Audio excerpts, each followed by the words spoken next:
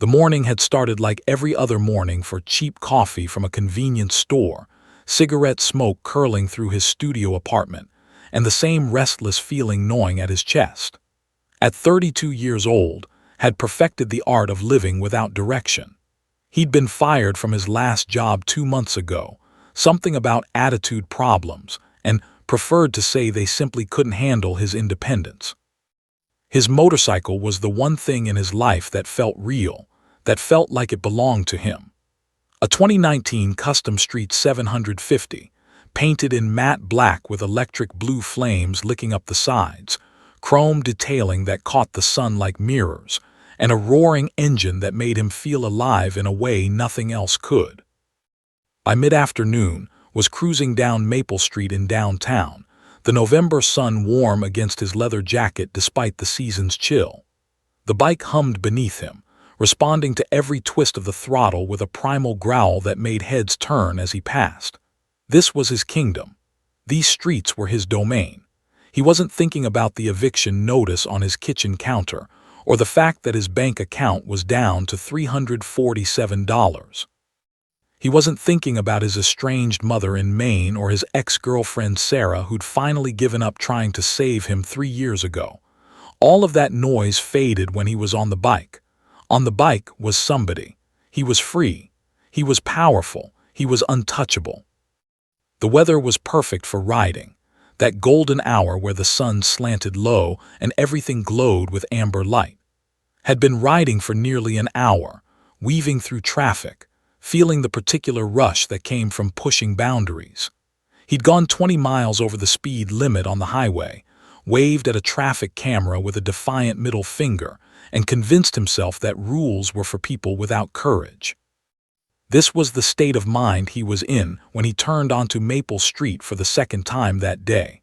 A neighborhood of brownstone apartments and small businesses, relatively quiet for a Thursday afternoon. That's when he saw her.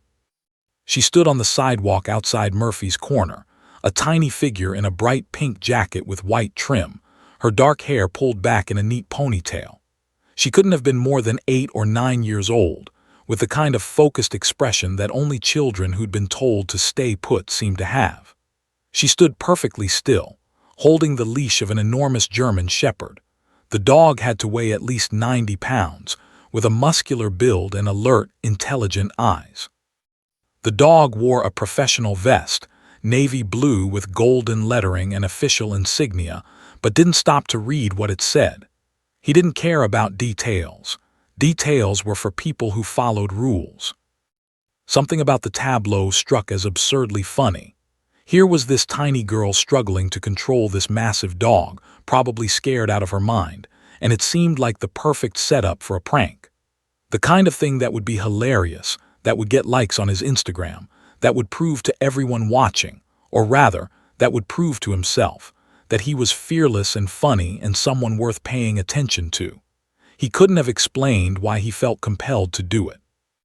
Psychologists might have called it a cry for attention, an acting out of his own powerlessness in a world that had rejected him. Just felt the impulse rise in his chest like a wave, and he decided to ride it. He twisted the throttle slightly, slowing the bike as he approached. The girl looked up, her eyes widening as she noticed the motorcycle, grinned at her, a wide, predatory grin that he'd practiced in mirrors to perfect the look of cool nonchalance.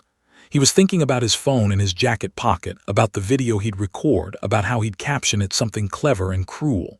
He could already imagine the comments. "That's hilarious. Oh my God, the dog's face. You're crazy, man." Virtual approval from people he'd never met, acknowledgement that he existed, that he mattered, that his actions had consequences in the world. The dog remained motionless as approached, which somehow made it even funnier to him. The animal's composure, its lack of reaction to this obvious threat, its perfect training, all of it registered in his mind as a kind of boring obedience, as an invitation to break the rules, as a target waiting for disruption. As he drew parallel to them, made his decision. There was a split second where he could have simply ridden past, where he could have let the moment pass unchanged. But he didn't. Instead, he extended his left leg, angling his body on the motorcycle seat with the practiced ease of someone who'd done plenty of reckless things before. His black leather boot, steel-toed and heavy, extended outward like a weapon. "Get out of my way, beast," he shouted, his voice dripping with false bravado and genuine cruelty. The kick connected with Valor's hindquarters, not hard enough to cause serious injury, but hard enough to be unmistakable, hard enough to be deliberate. The impact sent a jolt through his leg, a strange mix of satisfaction and adrenaline. For a moment nothing happened. Valor didn't yelp, didn't jump, didn't chase. The dog simply stood there, perfectly trained through thousands of hours of discipline and conditioning to ignore civilian provocations. But the girl's reaction was immediate and visceral. Emma's face went white. Her small hand tightened on the leash until her knuckles turned the color of bone. Her eyes filled with tears of shock and fear and righteous indignation. "Stop! Don't do that!" she cried out, but her voice was swallowed by the sound of as he accelerated hard down the street. He was already laughing as he sped away, shaking his head at his own boldness. He'd done it. He'd actually done it. The adrenaline flooded his system, and he felt invincible. He kept expecting Valor to chase, to react, but the dog remained perfectly, impossibly still, a testament to training that didn't understand and wouldn't have respected even if he had. What didn't notice in that moment was the security camera mounted on the corner of its lens pointed directly at the sidewalk. He didn't see the timestamp being recorded, the crystal-clear footage capturing his face, his bike, his license plate, his tattoo. He didn't notice the other pedestrians on the street, some of whom had seen the entire incident and were already pulling out their phones. He was too busy feeling like a king. As he roared down Maple Street, weaving through traffic, the late afternoon sun warming his face, had no idea that his life had just changed irrevocably. He had no idea that 5 seconds of thoughtless cruelty would set in motion a chain of events that would destroy everything he had: his freedom, his anonymity, his future. He was too caught up in the momentary high of rule-breaking, too intoxicated by his own sense of invulnerability. Behind him, Emma was already trembling, already traumatized by the encounter. And Valor, the decorated police K9 with 73 arrests to his name and 3 lives saved, had registered the kick not as the harmless prank believed it to be, but as an assault on a working officer of the law. The moment had passed in seconds, but those seconds would echo through the rest of his life. Emma's small hands trembled violently as she stared after the disappearing motorcycle, her 8-year-old mind struggling to process what had just happened.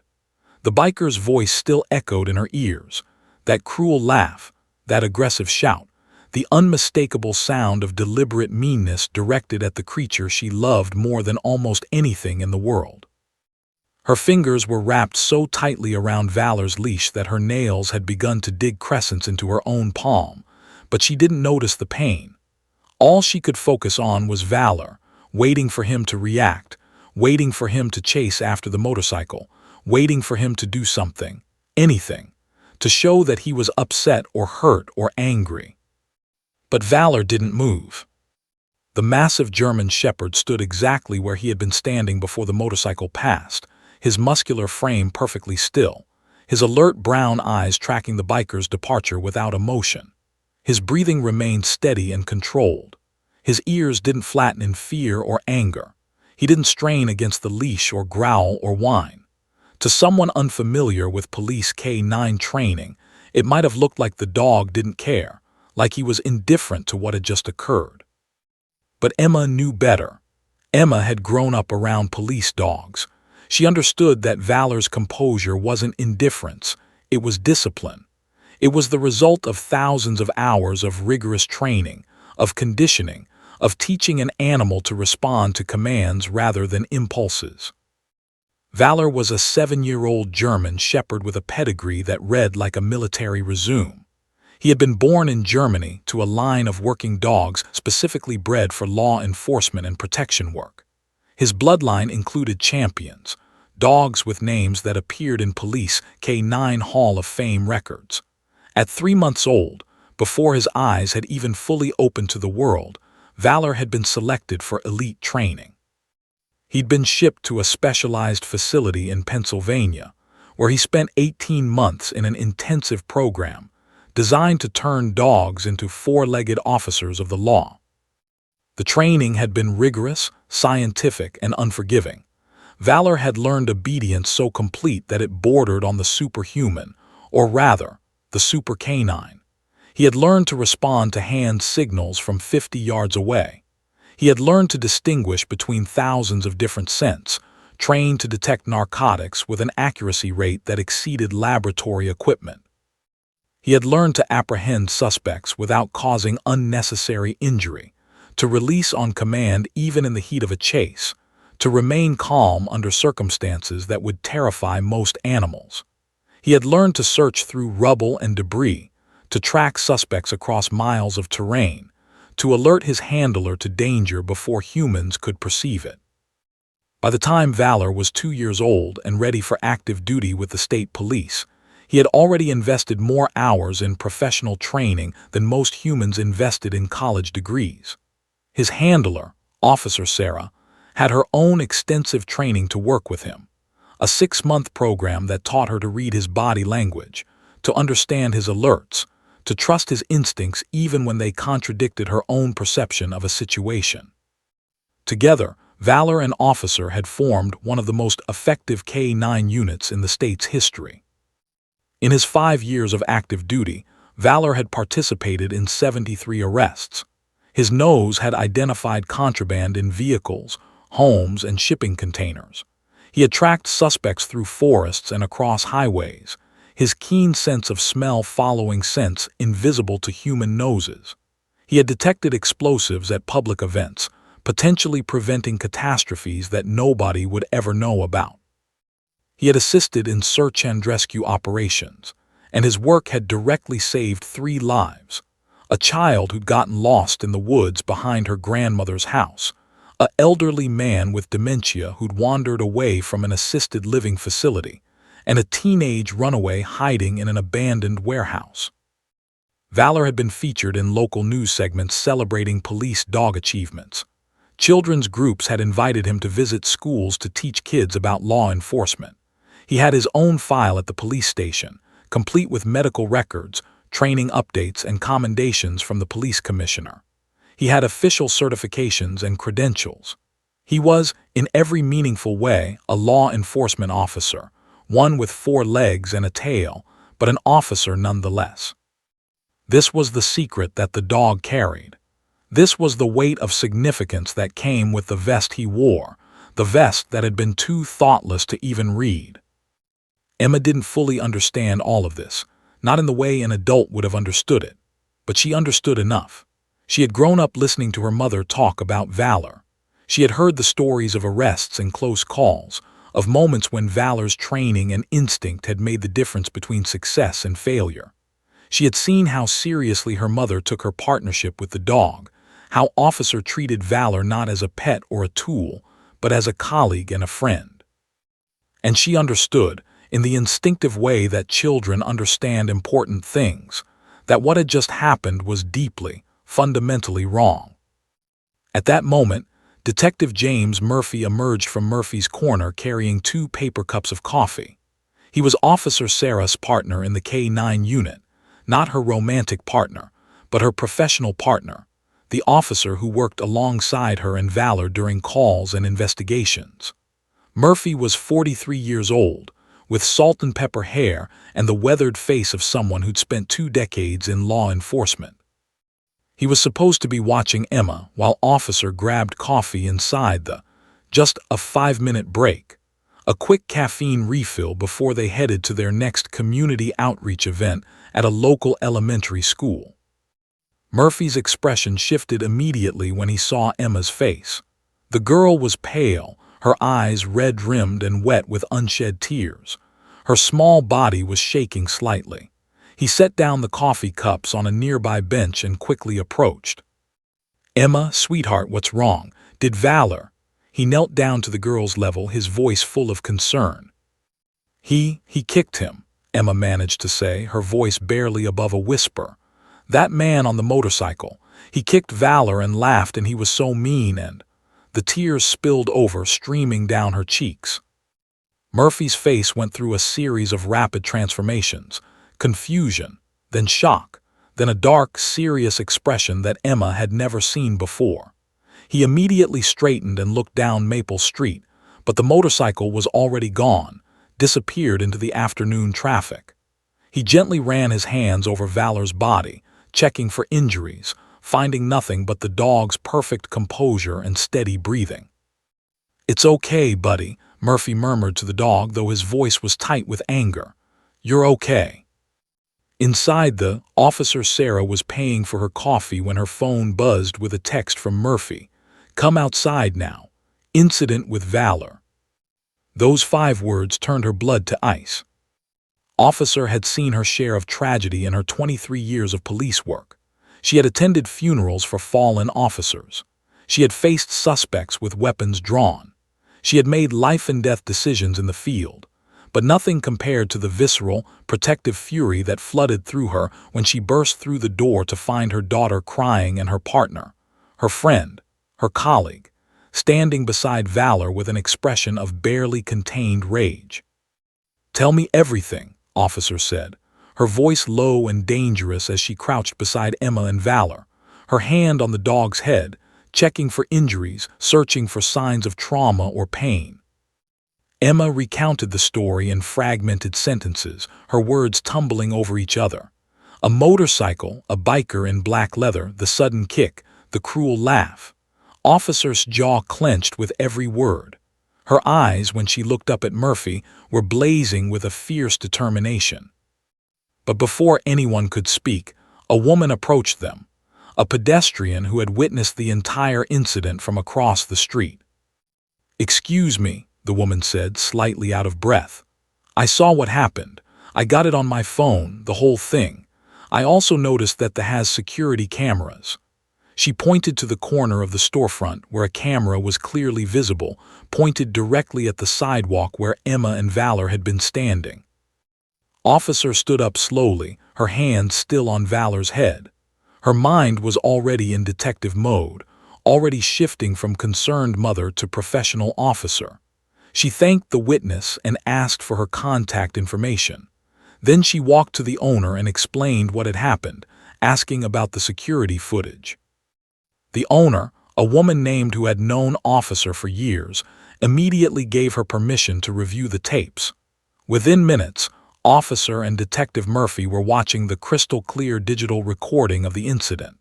They saw everything: his face, his distinctive motorcycle with its custom paint job, his license plate visible for several frames, his tattoo on his forearm. Officer's hands curled into fists as she watched the footage. She turned to Murphy, her voice quiet but edged with steel. "We find him," she said simply, "and we find him today."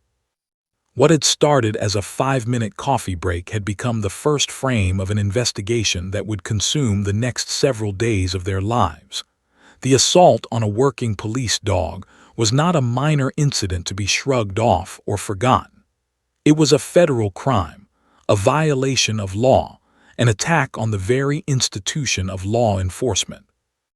Valor, still perfectly composed, had no idea that his attacker had just set into motion a chain of events that would pursue him across the state, through cameras and databases and law enforcement networks, until justice, or something resembling it, finally caught up. The state police precinct on Henderson Avenue was a sprawling, nondescript building that had been the nerve center of law enforcement operations for the region for nearly 40 years. Its walls had absorbed countless hours of investigation, celebration, frustration, and determination. But on this particular Thursday afternoon, the building seemed to vibrate with a different kind of energy. The focused, purposeful energy of officers who had a clear target and absolute conviction in their cause. Officer Sarah sat in the bullpen with Detective James Murphy beside her, watching the security footage for the 5th time. The video was haunting in its clarity. Every frame seemed to burn itself into her mind. His face twisted in cruel amusement, his boot extending toward Valor, the casual dismissal in his posture as he sped away. But what bothered Officer most was Emma's reaction, the girl's shock, the way her small body had trembled, the trauma written across her daughter's face. This wasn't just police business anymore. This was personal. "We need to circulate this immediately," Officer said, her voice steady but tight with barely suppressed anger. "Every officer, every precinct, every camera network we have access to. That bike is distinctive enough that someone will recognize it." Detective Murphy was already pulling up his digital resources. He'd been in law enforcement for 23 years, and he'd learned that the first few hours of an investigation were crucial. Details faded. Witnesses moved on. The trail grew cold. But in those first hours, when the incident was fresh, when people were paying attention, when adrenaline and commitment were high, that was when cases got solved. The motorcycle's custom paint job was their first advantage. That distinctive matte black with electric blue flames wasn't common. It wasn't the kind of bike that blended into traffic. Murphy began cross-referencing the state's motorcycle registry database with custom paint shops in the region. If someone had commissioned that specific paint job, there would be records, receipts, shop logs, photographs from the customization work. Within an hour, the incident report had been formally filed and classified as assault on a police animal and animal cruelty. Both were serious charges. Federal law provided specific protections for police dogs, treating them essentially as law enforcement officers under the law. Assaulting a police K9 carried potential felony charges, substantial fines, and prison time. The fact that it had been captured on video and witnessed by multiple people meant the case was unusually strong. Captain Robert, no relation to, though the coincidence would later seem darkly ironic, called a department meeting. He was a broad-shouldered man in his 50s with steel-gray eyes and the bearing of someone who'd spent his entire adult life in uniform. He listened to Officer's account of the incident, reviewed the security footage, and made his decision immediately. "This gets priority treatment," Captain declared. "Murphy, I want you on this full-time. We get the word out to every agency within a 100-mile radius. We contact motorcycle clubs, custom paint shops, tire retailers, anyone who might have had contact with this bike or its owner. We treat this like we'd treat any assault on an officer, because that's what this is." The captain's words hung in the air with weight and authority. A ripple went through the department. Officers who had been working on other cases suddenly found themselves redirected. The incident video was uploaded to every officer's mobile device. A BOLO, be on the lookout alert, was issued to every police department, highway patrol, and sheriff's office in the state. The description was specific and detailed. Custom 2019 Street 750, matte black with electric blue flames, chrome detailing, distinctive paintwork. Rider appears to be male, approximately 30 to 40 years old, wearing black leather jacket, visible tattoo on right forearm. Social media became an unexpected ally. Officer made the calculated decision to share the incident on the department's official Facebook page. She framed it carefully, focusing on the assault of a working police dog, emphasizing the seriousness of the crime, asking for the public's assistance in identifying the suspect. Within hours, the post had been shared hundreds of times. Comments poured in from concerned citizens, dog lovers, and veterans who understood the significance of the attack. "This is absolutely sick," one comment read. "Glad they have it on video. This coward needs to be prosecuted to the fullest extent of the law." Another, "This is one of the best K9 units in the state. Whoever this is, they made a huge mistake." The comment section became a virtual detective agency, with citizens offering theories, suggestions, and leads. Someone claimed they'd seen a similar bike at a motorcycle bar on Route 7. Another person posted that their neighbor had a with similar paintwork. Each lead had to be investigated, each tip followed up on, each potential sighting carefully documented. Detective Murphy personally visited 3 custom motorcycle shops within a 50-mile radius. He showed them the security footage and asked detailed questions about their customers, their projects, their records.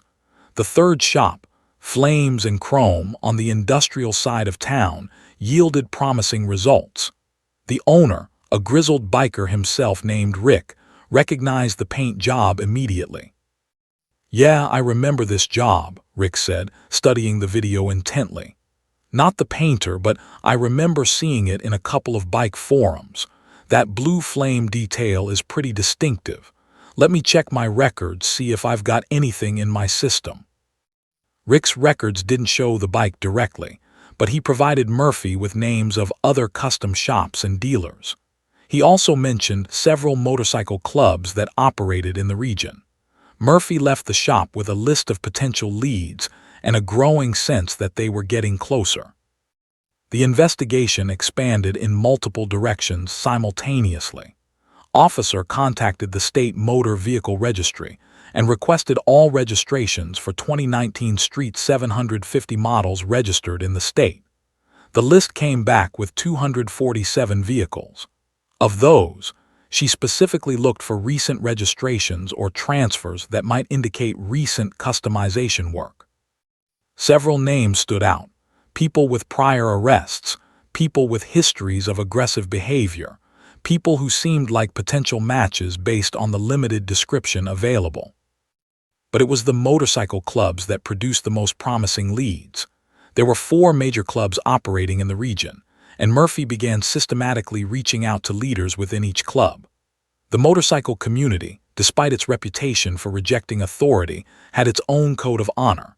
Assaulting someone's dog, particularly in such a cowardly and unprovoked manner, violated that code. Club members might ignore speeding tickets or drug busts, but animal abuse was different.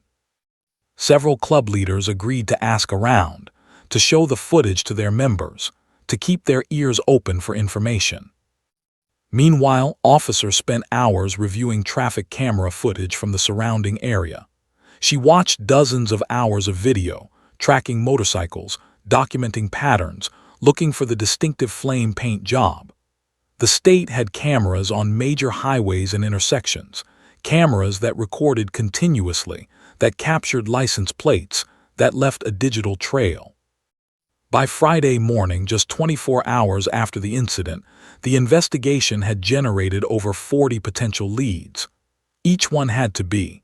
Officers were dispatched to addresses, phone calls were made, questions were asked. The net was widening, the search becoming more systematic and comprehensive. Emma, meanwhile, had begun to heal slightly, though the incident remained fresh in her mind. Officer had brought her to the precinct early that morning to see Valor, to confirm that he was okay, that he bore no physical injuries from the kick. Valor had accepted Emma's hugs with his characteristic patience, his calm demeanor seeming to reassure her in a way that no words could. She sat beside her mother's desk while officers moved around them, phones ringing, fingers typing, the machinery of justice beginning its slow, deliberate rotation. "We're going to find him, sweetheart," Officer whispered to her daughter, her hand stroking Emma's hair. "And he's going to pay for what he did." What none of them knew, not yet, was about 60 miles away, completely unaware that his motorcycle had been flagged in every law enforcement database in the state. He was still riding on the high of his joke, still thinking about the video he'd record, still believing himself invincible. The hunters were closing in. They had his description, his vehicle, his image. They had a clear crime captured on video. They had motivation and resources and the weight of state authority behind them. It was only a matter of time before the noose tightened. By Sunday, 3 days into the investigation, a breakthrough came from an unexpected source. A traffic camera on Highway 9 had captured his bike passing through at 3:47 p.m. on the day of the incident, exactly the timeline that matched when he would have been leaving Maple Street. The image was clear enough to verify the license plate. Detective Murphy held the printout in his hands, his expression grim and satisfied. They had him. They finally had him. "Let's bring him in," Murphy said quietly to Officer. The hunt was about to become a capture. Had no idea that his face had been circulated to every police officer within a 100-mile radius. He had no idea that traffic cameras had captured his motorcycle, that the digital forensics of his own presence had been compiled into a neat little file labeled Suspect Priority, or that a BOLO alert had been issued across multiple agencies with his description. He had no idea that his moment of thoughtless cruelty had transformed him from an anonymous 32-year-old drifter into the most wanted person in the region for a specific, documented crime. What knew was that it was Sunday afternoon, 3 days after the incident on Maple Street, and he was hungry. His stomach had been growling for an hour, and the nearest food option was a Shell gas station about 20 miles north on Highway 9. He'd been riding aimlessly since morning, enjoying the crisp November weather, trying to recapture that feeling of invincibility he'd had on Thursday. He checked his social media several times, hoping that someone had seen him, that the video had spread, that he'd gone viral. But nothing. No one had apparently recorded the incident. No one had identified him. The whole thing had simply faded away, a moment of glory that nobody else would ever know about. This thought bothered him more than he wanted to admit. The Shell station sat on a relatively empty stretch of highway, a few other vehicles scattered around the pumps. Pulled up to a pump in the back, killed the engine, and swung his leg over the bike with practiced ease. The November sun was starting its descent toward the horizon, painting the sky in shades of orange and pink. He pulled out his wallet, checking the cash inside with a grimace at how little remained, and headed toward the pump to fill up. He was so focused on the fuel gauge that he almost didn't notice the state police cruiser pulling into the station. The trooper who emerged from the patrol car was a woman named Officer, 28 years old, 5 years into her career, with sharp eyes and a mind that processed details rapidly. She'd been briefed on the incident 3 times in the past 2 days. She'd memorized the description, studied the photos, seen the security footage, and she'd immediately recognized the moment she saw him walking toward the pump. Officer didn't approach him immediately. Instead, she called in the license plate of his motorcycle to dispatch, confirming the registration, ensuring that this was indeed the vehicle in question. Dispatch confirmed it within seconds. The matched the BOLO alert. The description matched. This was him. Was in the process of inserting his payment card into the pump when Officer approached from behind. Her hand rested casually on her belt, but her posture was alert, professional, controlled. "Excuse me, sir. Can I see your license and registration, please?" Turned, annoyed at the interruption. The last thing he needed was another traffic stop.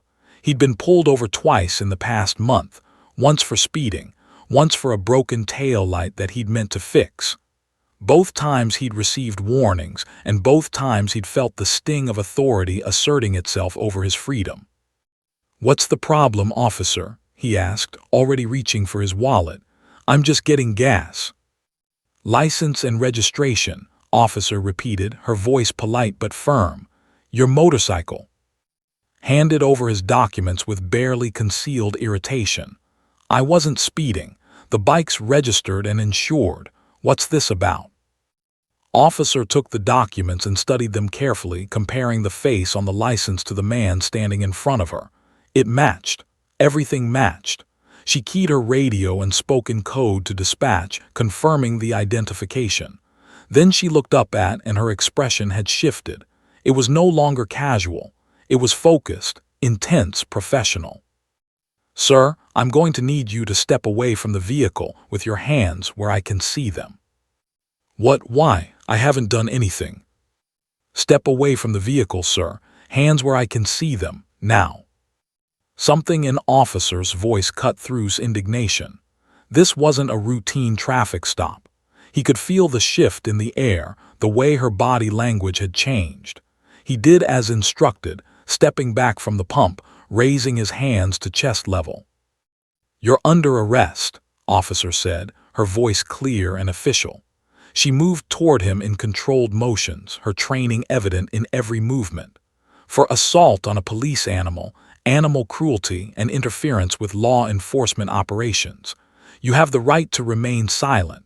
Anything you say can and will be used against you in a court of law." The words continued the Miranda rights, the legal framework that governed his arrest, but had stopped listening. His mind was reeling, trying to process what was happening. Assault on a police animal, animal cruelty, the dog. This was about the dog.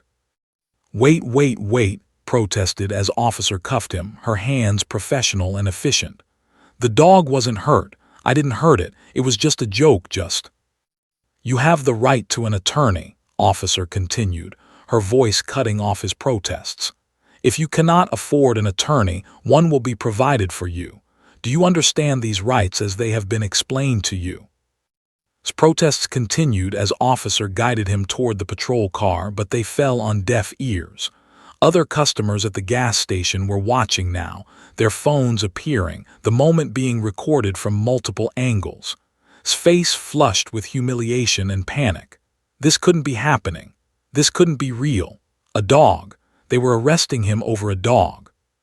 The patrol car ride to the precinct took 45 minutes. Sat in the back seat, separated from officer by a cage, his hands cuffed behind him.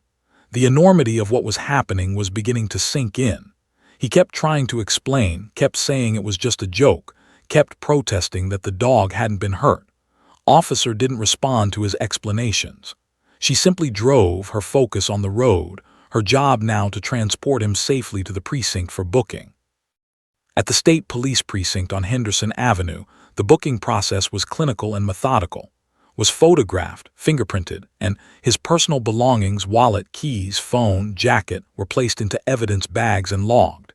He was photographed in profile and facing forward, though that would later appear in news stories and social media posts. He was read his rights again. He was informed of the charges. He was given information about making phone calls and contacting an attorney. It was during this process that Detective James Murphy appeared and finally understood the scope of what he'd done. Murphy carried a folder containing the security footage from Murphy's corner. He sat across from in the interrogation room, a space designed to be deliberately uncomfortable, harsh fluorescent lights, a metal table, metal chairs bolted to the floor. "Do you know what this is?" Murphy asked, sliding a thick folder across the table. Shook his head, confused. Murphy opened the folder and displayed photographs and documentation. "This is a compilation of every charge we can bring against you. This is federal law protecting police animals. This is state animal cruelty statute. This is video evidence from 4 different angles of you deliberately kicking a police dog." "It was just a joke," began. "It's not a joke," Murphy interrupted, his voice low and intense. "That dog is a working officer of the law. His name is Valor. He's been with the state police for 5 years. He's participated in 73 arrests. He saved 3 lives, and you kicked him like he was garbage." Murphy slid the security footage across the table. "That video is crystal clear. Your face is visible. Your motorcycle is identifiable. You're on camera committing a federal crime. You have a public defender being assigned to your case, but I'd advise you to cooperate. Your options are limited." Stared at the footage, watching himself commit the act that had seemed funny just 3 days ago.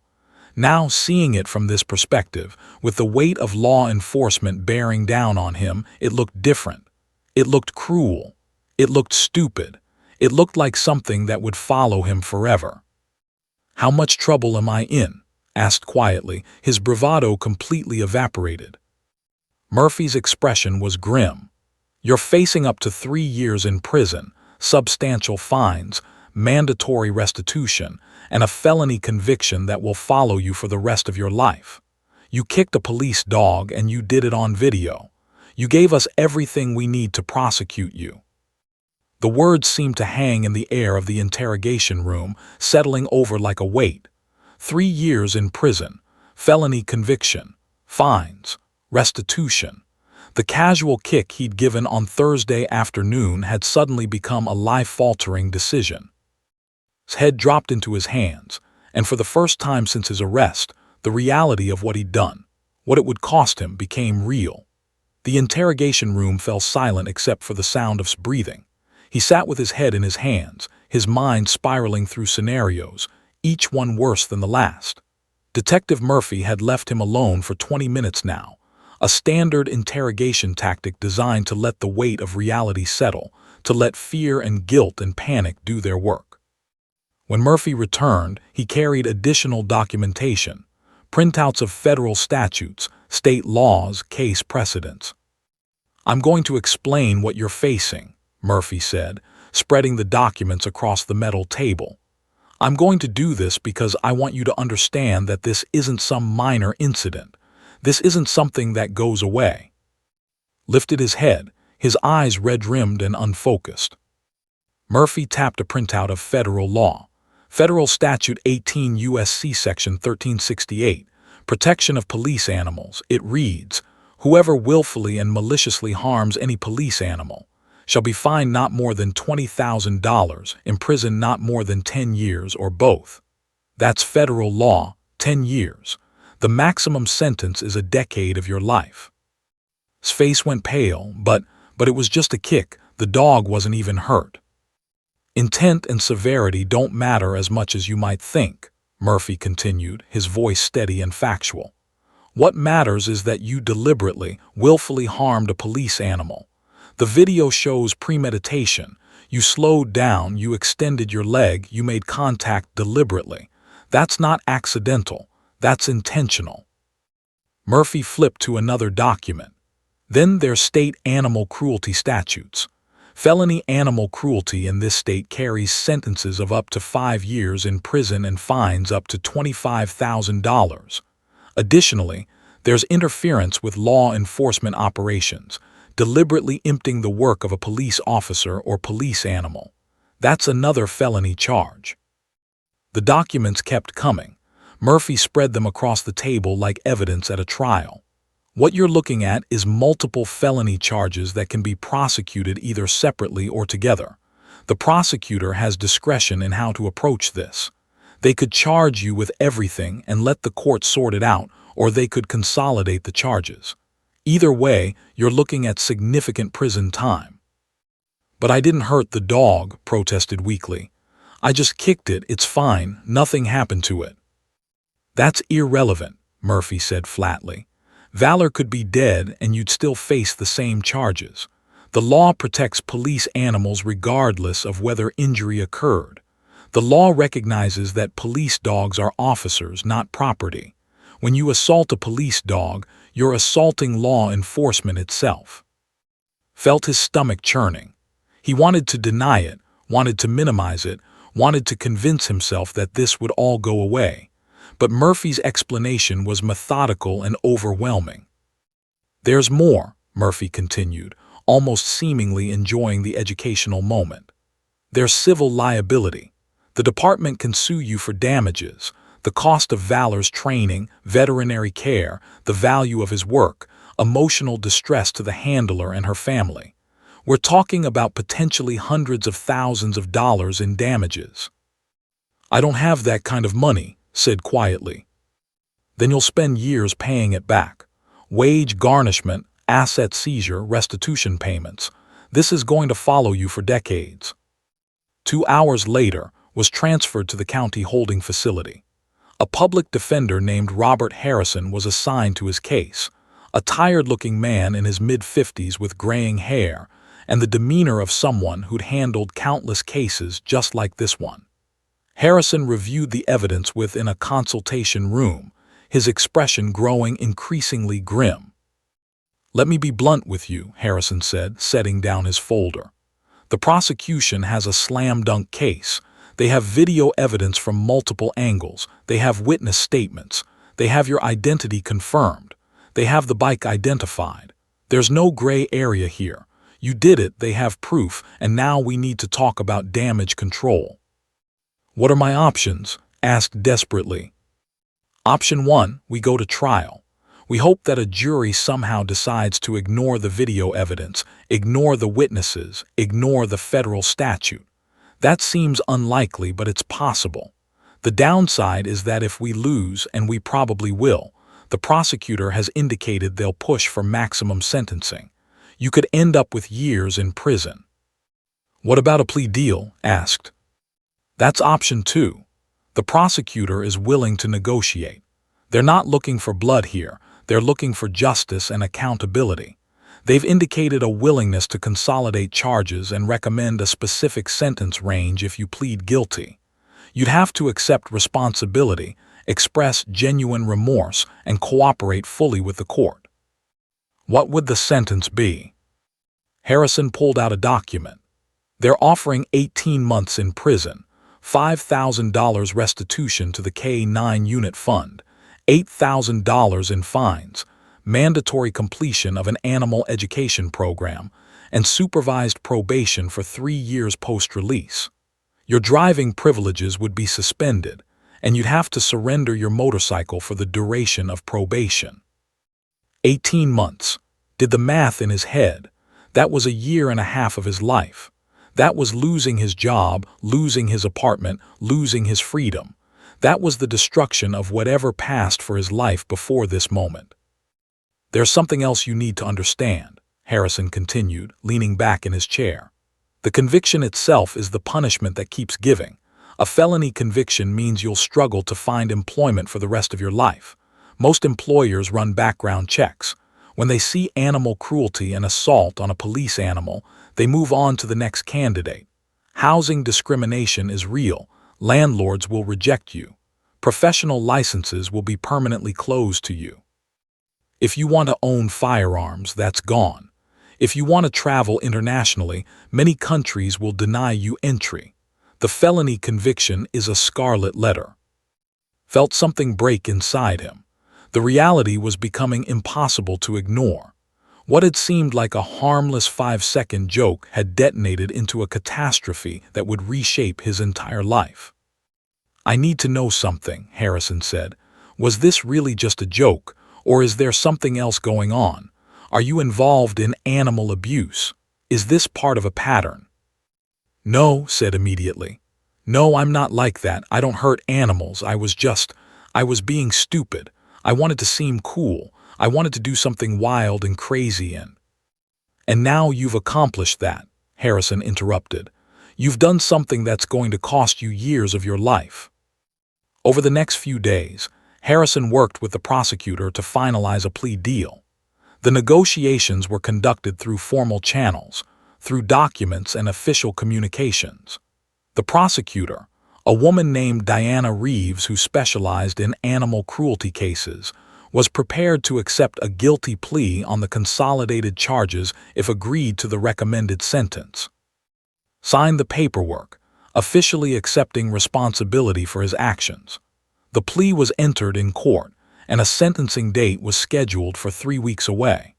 The judge would have the option to accept or reject the plea deal, but judges typically honored prosecutor recommendations when both the defense and prosecution agreed. The case made local news. Man arrested for assaulting police K-9, read the headline on the evening news. The story included the security footage, the details of the incident, an officer's statement about how seriously the department took such offenses. News anchors discussed the federal statutes protecting police animals, providing context about how seriously the law treated such crimes. Within hours, the story began spreading on social media. Threads discussed the incident. Facebook comments poured in. Twitter users expressed outrage. His name wasn't initially released, but his was circulated and people began researching him, finding his social media accounts, connecting the dots. The comments were vicious. Lock him up and throw away the key. This is disgusting. Police dogs deserve protection. I hope he gets the maximum sentence. What kind of monster kicks a dog? Sat in his holding cell, aware of the digital storm surrounding him, aware that he'd become a symbol of animal abuse, of disrespect for law enforcement, of casual cruelty. He'd become the face of everything people despised. And in 3 weeks, a judge would determine his fate. Videos spread like wildfire across social media platforms. What had started as a local news story on Thursday evening became a national phenomenon by Friday morning. Users shared it in Our Justice Served, and Our Animals Being Bros. Twitter activists retweeted it thousands of times, their outrage amplified by algorithms designed to promote engagement. Facebook groups dedicated to police dog awareness picked up the story and shared it with their hundreds of thousands of followers. TikTok creators made reaction videos. YouTubers discussed it in their daily commentary. By Saturday, the incident had been viewed millions of times. The comments section became a digital tribunal where strangers debated his punishment, his character, his future. Most were viciously condemning. This man deserves to rot in prison. You don't kick dogs, you just don't. The maximum sentence isn't enough. People who abuse animals are sociopaths. I hope his life is ruined, completely ruined. That's what he deserves. That little girl is so brave. That dog is a hero. That man is a monster. The hashtag Justice for Valor began trending on Twitter. Animal rights organizations, law enforcement advocacy groups, and dog lover communities all adopted the cause. Change.org petitions were created demanding maximum sentencing. Online petitions gathered hundreds of thousands of signatures. News outlets from across the country began reaching out to Officer, requesting interviews, asking for more details about the incident. Officer initially refused most interview requests, wanting to protect Emma's privacy. But some media outlets were persistent, and eventually she agreed to limited interviews with reputable news organizations. She appeared on a local news segment alongside Valor, describing the incident and its emotional impact on her family. She talked about the seriousness of assaulting a police animal, about the years of training that went into making Valor the officer he was, about how his work had saved lives. The segment was heart-wrenching. Emma appeared briefly at the end, her small hand resting on Valor's head, her eyes still carrying traces of the trauma from the encounter. Viewers wept. Comments flooded in expressing support for Emma, admiration for Officer, and renewed demands for justice. Valor, inadvertently, became a celebrity. News outlets dubbed him a hero dog and brave K9 officer. Children's television programs wanted to feature him in educational segments about police dogs. Local schools requested visits from Valor and Officer to teach children about law enforcement and animal respect. A local nonprofit dedicated to police dog welfare received a surge of donations in Valor's name. Thousands of dollars flowing in from supporters across the country who wanted to help fund training and care for working K9 units. Valor's own social media accounts, managed by the police department's public relations officer, suddenly accumulated hundreds of thousands of followers. His previous posts, photos of him working, training, resting, were reposted and shared endlessly. Fan art appeared online. Merchandise companies began selling Justice for Valor t-shirts, hoodies, and hats. Some of the proceeds were donated to the K9 unit, though several companies attempted to profit without any donation component, which sparked additional outrage online. Emma, despite her mother's protective efforts, couldn't escape the attention. Her school learned about the incident, news travels fast in communities, and suddenly she was the girl with the police dog, the subject of fascinated and sympathetic attention. Other children's parents reached out to Officer with messages of support. Teachers began incorporating the incident into lessons about respect and consequences. Emma received letters from around the country, children who'd heard the story and wanted to express their support, adults who wanted to commend her bravery. It was overwhelming and surreal. Meanwhile, his life was imploding in the opposite direction. His had been published in news stories, and with it came recognition. People who knew him from high school, people he hadn't thought about in years, saw his face and began spreading the information. His old employers learned about his arrest. His current landlord saw the story and began proceedings to evict him. His mother, living in Maine, received phone calls from relatives asking if she'd seen what her son had done. The shame and embarrassment were crushing. Online, his social media accounts became. People dug through his old posts, looking for evidence of cruelty, for patterns of behavior, for justifications for their condemnation. They found photos of him at bars, images of him on his motorcycle, selfies where he was smirking at the camera. Each image was recontextualized as evidence of his arrogance, his lack of empathy, his moral bankruptcy.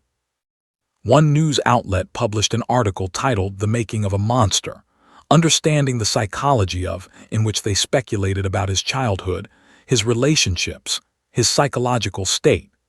They interviewed people who claimed to have gone to school with him, people who fabricated or exaggerated stories about his behavior. The article was simultaneously inflammatory and popular, spreading rapidly across social media. Anonymous internet users attempted to coordinate harassment campaigns. His home address, obtained through public records, was posted online. His phone number was circulated. Someone created a fake social media account impersonating him, posting cruel content to further damage his reputation. His family members received threatening messages and calls.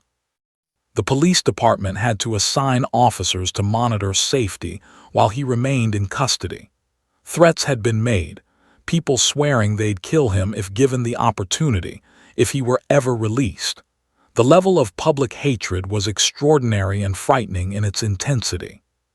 Federal and state legislators began using the incident as a springboard for animal protection advocacy.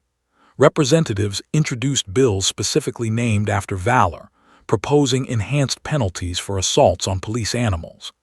Animal rights organizations cited the incident as evidence of the need for stronger animal protection laws. Law schools added the case to their curricula, discussing it as a landmark example of animal protection statutes and federal law. The prosecutor's office received thousands of emails and letters demanding maximum sentencing for people who'd never met him, who'd never been to the town where the incident occurred, who had no personal connection to the case. They all felt compelled to weigh in, to demand justice, to ensure that suffered appropriately for his crime. Detective Murphy found himself becoming something of a minor celebrity as well. News outlets requested interviews with him about the investigation, about how the case had been solved, about working with police dogs. He became a spokesperson for the K-9 unit, speaking at schools and community events about the importance of respecting working animals. Officer also found her career trajectory shifting. She was invited to speak at national law enforcement conferences about animal protection and K-9 unit operations. She appeared in promotional videos for the state police. She became known throughout the region not just as a good officer, but as the mother who'd taught her daughter compassion and respect, who'd raised a child brave enough to protect a working animal. The incident had become a cultural moment, a rallying point for animal lovers, a vindication of police officers and their working partners, a cautionary tale about consequences and the permanence of digital media. By the time sentencing date approached, the public had already rendered its judgment.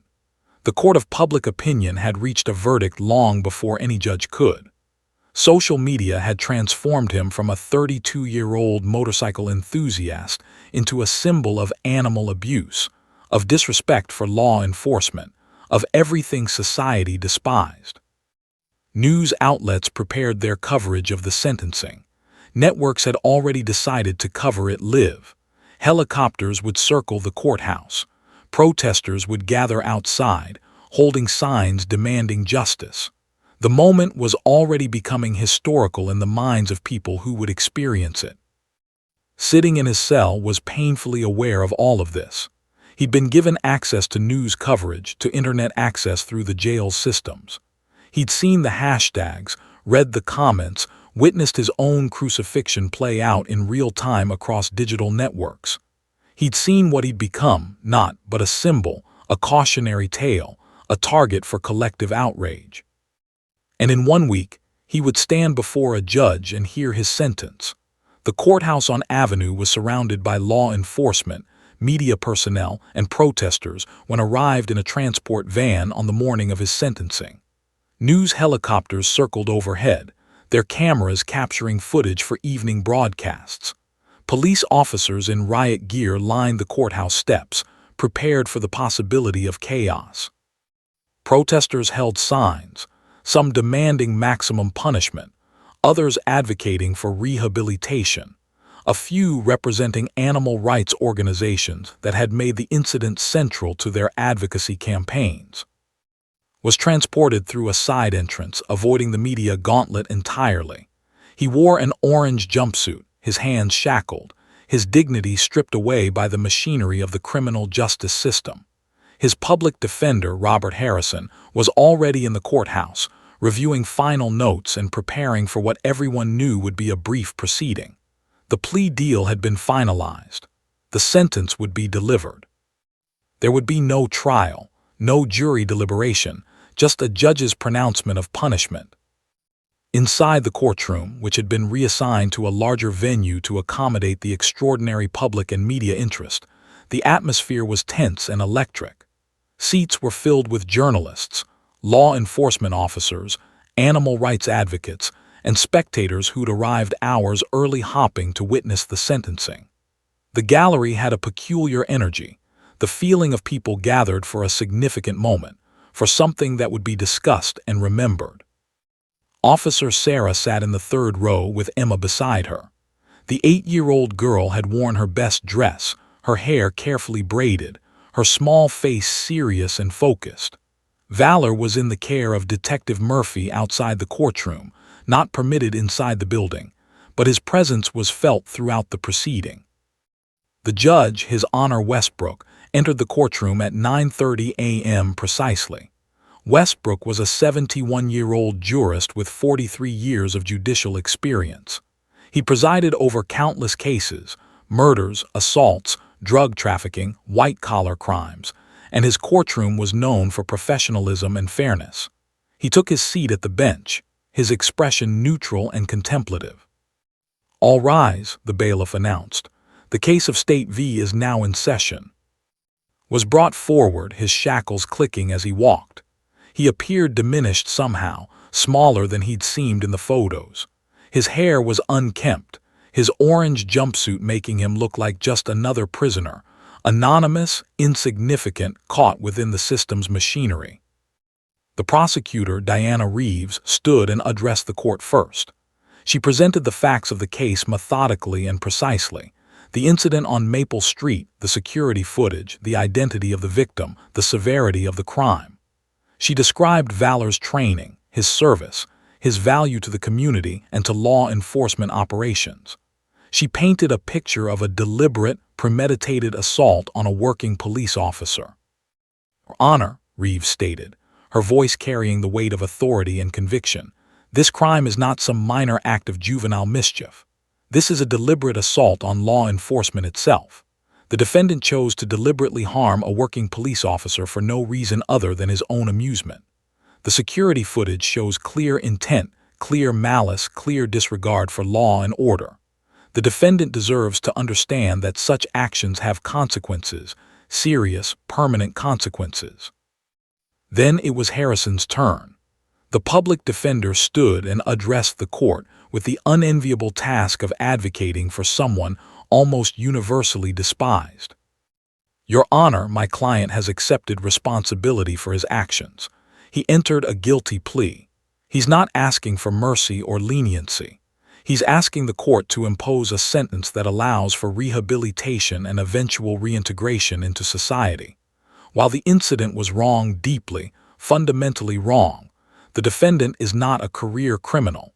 He made a terrible decision in a moment of poor judgment. A sentence that allows for eventual redemption serves justice better than one designed purely for punishment." It was a weak argument, and everyone in the courtroom knew it. No one cared about its potential for rehabilitation. The public wanted punishment. The narrative had been written long before this moment. Then the judge spoke. His voice was measured and authoritative, each word deliberate and precise. You stand before this court convicted of assault on a police animal and animal cruelty. These are serious crimes that attack the very foundation of law and order in our society. A police dog is not a pet or property. A police dog is a law enforcement officer with years of specialized training, thousands of hours of investment, and a duty to protect the public and support law enforcement operations. Judge Westbrook paused, his gaze moving directly to. Your actions on November 7th were deliberate and callous. You chose to assault this working officer for no reason other than your own amusement. The video evidence shows clear intent. You did not stumble. You did not accidentally connect with the dog. You deliberately extended your leg and made contact. That is the action of someone who either doesn't understand or doesn't care about the consequences of their behavior. The courtroom was silent, hanging on every word. The law provides for up to 10 years of imprisonment for this offense. The prosecution and defense have agreed to a recommended sentence of 18 months, which I find to be appropriate under the circumstances. However, I want to be clear about something. The real punishment in this case extends far beyond prison time. Judge Westbrook gestured with his hand as he continued. A felony conviction will follow you for the rest of your life. Employment will be difficult. Housing will be difficult. The stigma of being convicted of animal cruelty will be permanent. You will carry this conviction to your grave. You will carry the knowledge of what you did to your grave. You will carry the memory of that little girl's face when she realized what you'd done. The judge's eyes moved to Emma, who sat beside her mother, her own eyes wide and serious. That child will likely remember this moment for the rest of her life. She learned on that day that cruelty exists in the world, that people can hurt things they love, that safety is fragile. You took that innocence from her. No prison sentence will ever fully compensate for that. Judge Westbrook returned his attention to. Therefore, it is the order of this court that you are hereby sentenced to 18 months in a state correctional facility, to be followed by 3 years of supervised probation. You are fined $8,000 and ordered to pay $5,000 in restitution to the state police K-9 unit. You are ordered to complete an animal education program prior to your release. Your driver's license is suspended for 3 years following your release. You are forbidden from owning or operating a motorcycle during the probationary period. You are ordered to undergo psychological evaluation and counseling to address the underlying issues that led to your decision to commit this crime. Do you understand these conditions? Yes, Your Honor, said quietly, his voice barely audible. Furthermore, the judge continued, I want this statement entered into the record. This court recognizes the extraordinary public interest in this case and the legitimate concerns about animal protection and respect for law enforcement. This sentence reflects both the seriousness of the offense and the potential for rehabilitation. However, I want to be clear. If the defendant reoffends, if he demonstrates through his actions that he has not learned from this experience, he will face far more severe consequences. This is his opportunity to demonstrate that he understands the gravity of what he did and that he is capable of becoming a better person. I hope he takes that opportunity seriously. The gavel came down with finality, a sound that echoed through the courtroom and seemed to echo through its entire being. This court is adjourned, the bailiff announced. As officers moved forward to take away, he caught sight of Emma one final time. The little girl was staring at him with an expression that was neither vengeful nor forgiving, simply sad, the way a child looks at something broken that can't be fixed. Officer's hand was on Emma's shoulder, protective and strong.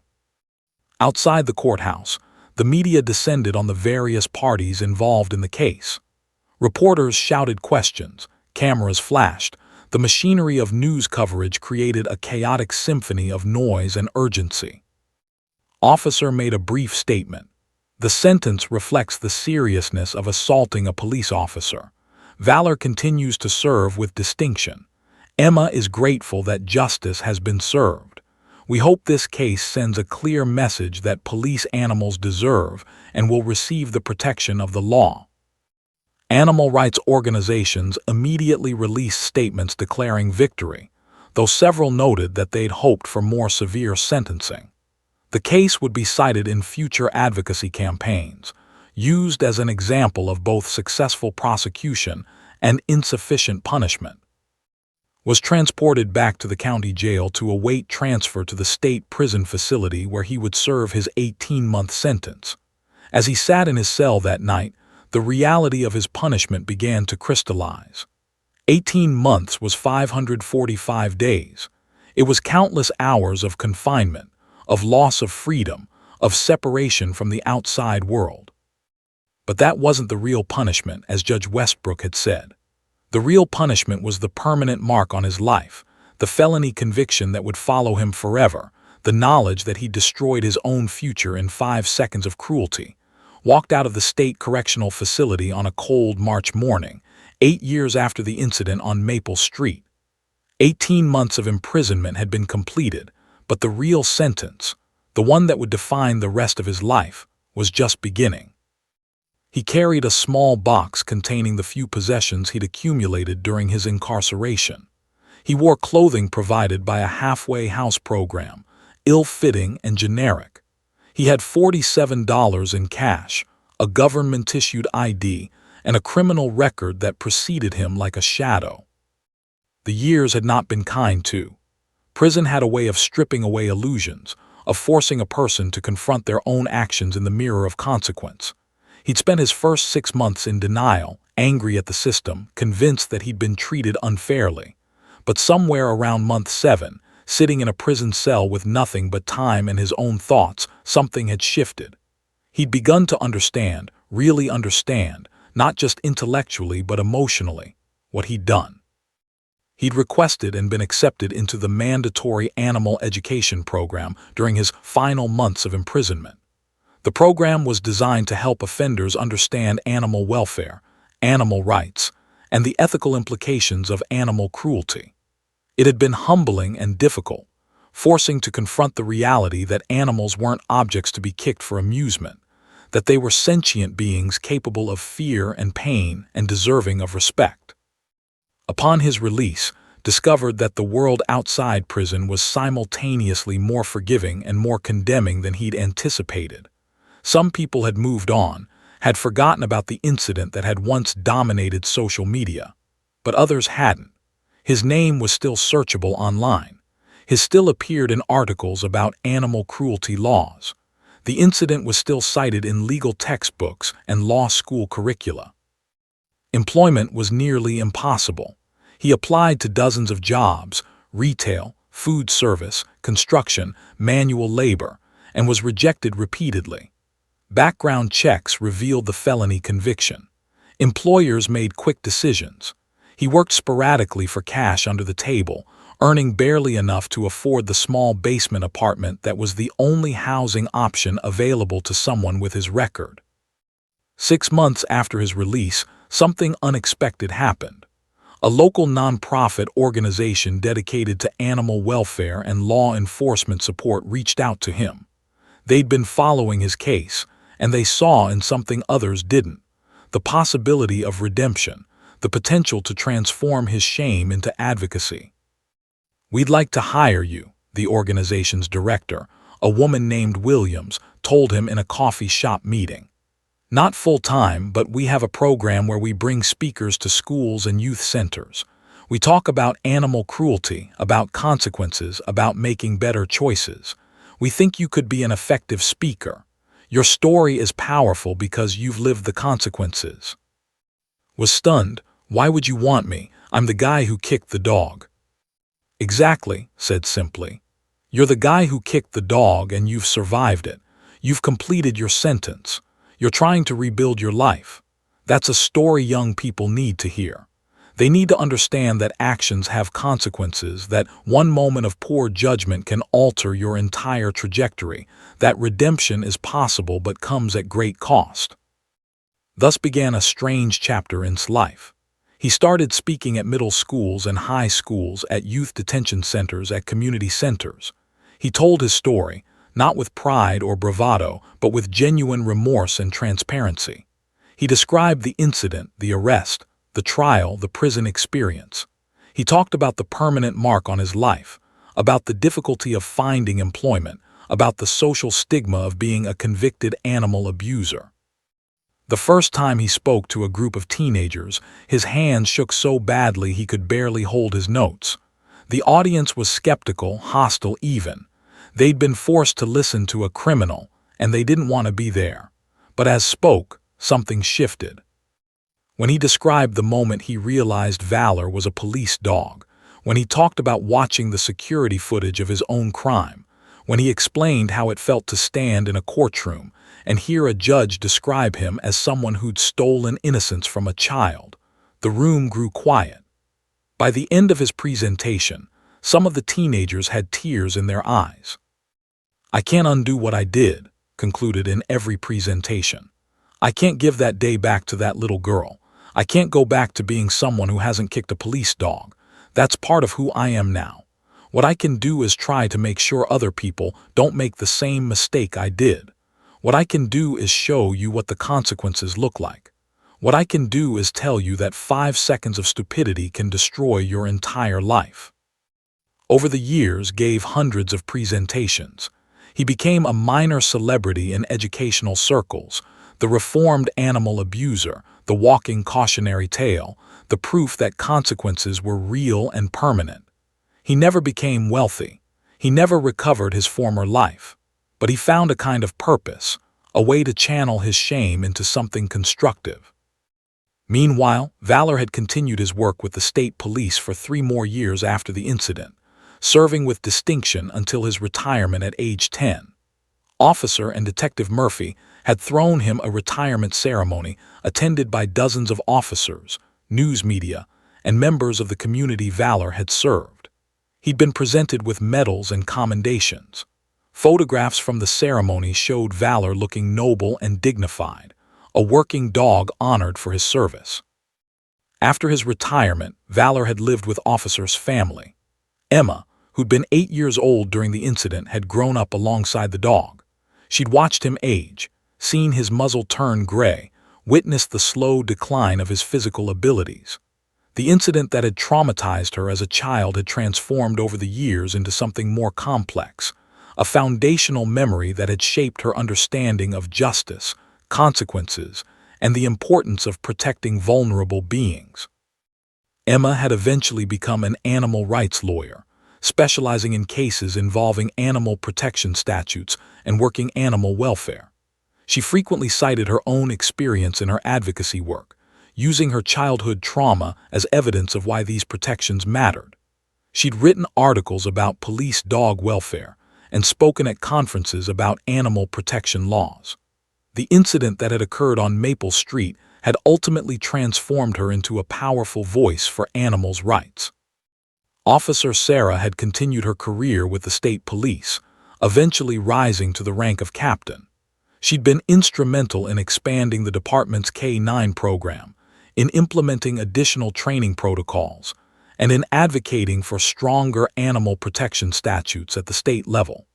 She'd become a national expert on police dog welfare and had consulted with law enforcement agencies across the country. The case itself had become historically significant. It was cited in dozens of animal protection cases. Law schools used it as a teaching example. Police academies showed the security footage as part of their training on animal protection. The federal statute protecting police animals had been strengthened partially in response to public outcry over the incident, with enhanced penalties and expanded protections. Valor himself had passed away peacefully at age 13, surrounded by the family that had loved him. Officer had published a tribute to him in a law enforcement magazine, describing his years of service and his final days. The tribute had been widely shared and had sparked renewed conversation about honoring working animals and protecting them from abuse. 8 years after the incident, stood in a gymnasium at Lincoln High School, preparing to speak to a group of 9th graders. His hair had turned mostly gray despite his relative youth. His face carried the lines of someone who'd lived harder than his age suggested. But his eyes had a clarity that hadn't existed before, the clarity of someone who'd faced his own darkness and chosen to do the work of redemption. "My name is," he began, his voice steady and clear. "And on November 7th, many years ago, I made a decision that destroyed my life. I kicked a police dog as a joke. That 5-second moment cost me my freedom, my future, my dignity. Today I'm going to tell you about those consequences.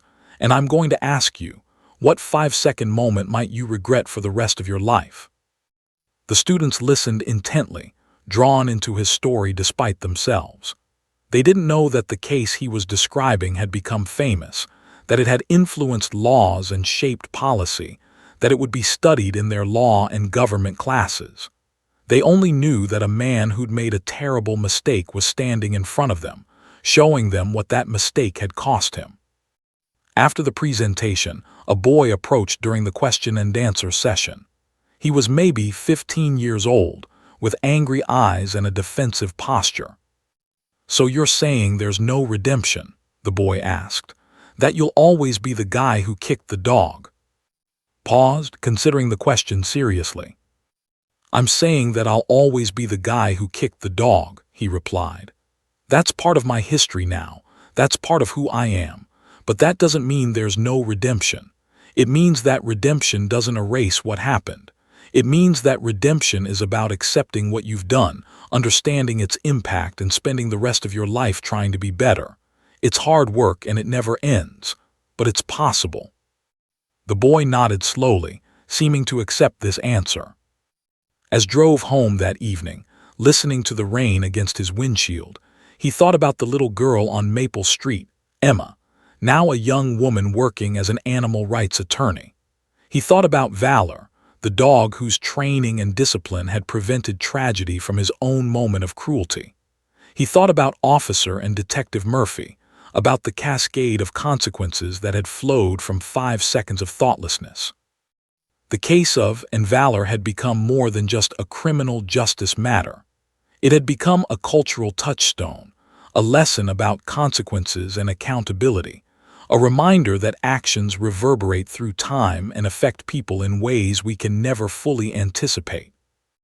And the man who'd kicked a police dog as a joke had become an unlikely instrument of that lesson, spending the rest of his life telling others what such a moment could cost.